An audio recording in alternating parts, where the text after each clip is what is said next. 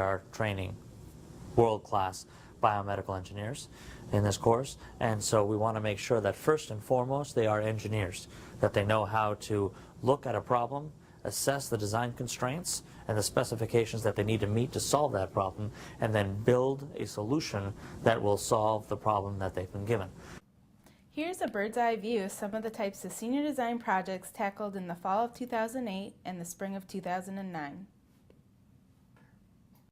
War-related trauma has led to a significant rise in the number of amputees living in America. This upcoming senior design team will explain how their multifunction prosthetic device, controlled by muscles in the arm, enable transradial amputees to maintain a more independent lifestyle. So this prosthetic hand is able to distinguish between 4 input actions of the user. These include ring finger flexion, clenching, hand extension, and wrist hyperextension. And based on these 4 actions, it tells the hand to do different things depending on the state of this functional switch, which right now is configured for pinching. So what you'll see when I perform ring finger flexion is the index finger along with the thumb will move in together to perform a pinching motion. So I'll perform ring finger flexion right now. You see it close in together. And then when I do an opposing action for that degree of freedom, which is hand extension, you'll see the index finger and the thumb move back to their original position. And the other degree of freedom here is the powering of the index finger light. So when I clench, you'll see the index finger light turn on.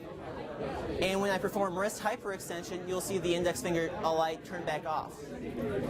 And as you can see, this can be done fairly easily with good accuracy. So when I'm switching the switch right here, I'm going to put it into clench mode. So instead of clenching and wrist hyperextension controlling the index finger light, it will now control the bending of the thumb.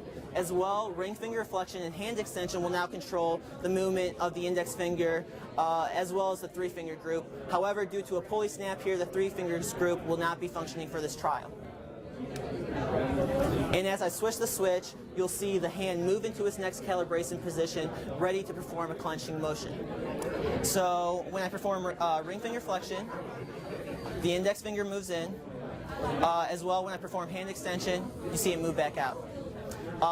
And now instead of powering the index finger light, I will perform clenching to bend the thumb. And I will perform wrist hyperextension to bring it back out. And I can do this only for a little bit and stop, or the whole range if I desire so. This next senior design project involves the use of auditory evoked brain potentials to help facilitate the learning of foreign word and tonal differentiation. Hi, this is the APEX group. That stands for Auditory Perception Instrumental Conditioning System. This semester we worked on a project to show the effects of conditioning through visual reinforcement on the brain response to tones. We used 2 different Mandarin tones through the study. Mandarin is a language that has 4 different tones for different words. These imply different meanings for the tone, and in the context it's very easy to distinguish these meanings, but when these tones are played by themselves, it's very hard for an English speaker to perceive the difference. So we tried attaching electrodes to a person to record their physiological response to these Mandarin tones. We're recording auditory evoked potentials, which are elicited in response to an auditory stimuli. The evoked potentials are captured through recording activity across the auditory cortex. In our study, we used the right side of the brain. All of the auditory stimuli were delivered to the right ear, and we captured the activity across the right auditory cortex right here. So this is a simulation of what a subject would look like with our electrodes attached. We have 3 electrodes, 2 on the front of the face, and then 1 right behind the right ear, right on the right mastoid. So for our study, the stimuli feed into a computer program which analyzes the overall result, and it plots waveforms of the 2 different stimuli. We have a standard and an oddball. The standard is played 90% of the time, the oddball is played 10%. This graphs the average activity for each of those different tones and plots them to the user, and it shows them their overall perception, which is calculated as the difference between those 2 waveforms. So the user is able to interact with the user interface right here, and they're able to show their progress over the course of all the times that they use the program.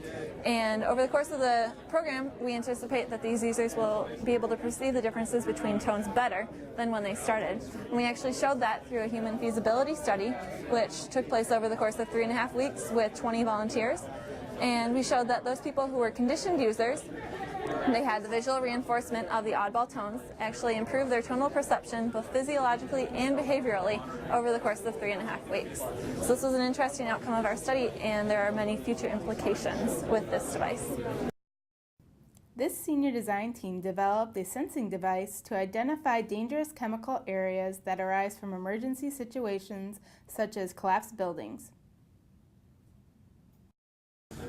We designed a rescue rat sensor that is going to detect hazardous chemicals in a disaster site. Right now we have it set up so that we can track both the location of the rat as well as the presence of a chemical. We're using data that we recorded from an actual rat's brain to use our subsystem. Right now we have to start the GUI. What we did is we input the location of the 4 ultrasonic receivers that are used to triangulate the location of the rat. Once the GUI gets started, we can drive the rat around a little bit and we can show that the rat is being tracked. The GUI will take just a couple more seconds to load up, but it will track the location of the rat, and then we will park it at our location where the hazardous smell is present. And once we do that, we will hook up the signal that's received from the rat brain. Since we're just using a plastic rat right now, we obviously can't have the real smell there. But what you'll see is once it's docked there, you'll see dots on the GUI change from blue to red, indicating that this hazardous smell has been detected. So we're going to drive it around a little bit. And maybe hard to see, but on the GUI you can see that the location of the rat is tracked continuously as the rat moves around.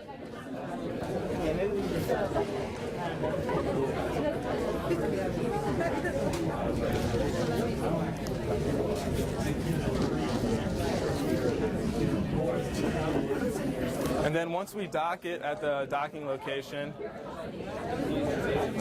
we are able to hook up the signal that we recorded from an actual rat's brain to our subsystems that will indicate that a hazardous smell is present in that location. Once he gets that hooked up, we will be able to show on the GUI a change from the blue dots to the red dots, indicating that that smell is there.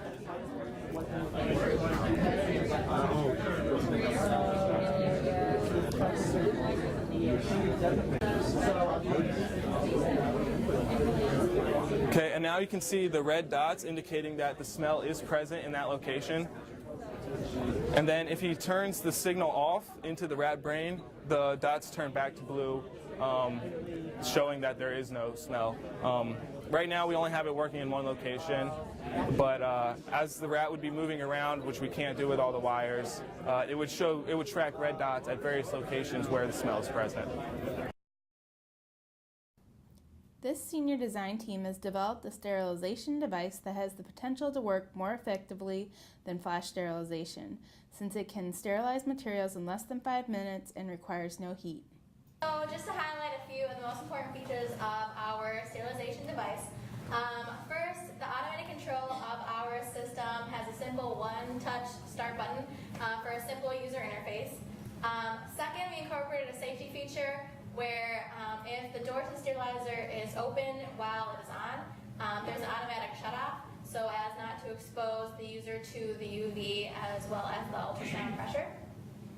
Lastly, we incorporated real-time monitoring of the UV intensity with a photodiode, as well as the ultrasonic frequency, so it's simple to detect if there's some sort of error with the system right on the user interface. We've also incorporated the durable quartz holder, which following sterilization will be easy to remove from the sterilizer to transport to its point of use within the operating room.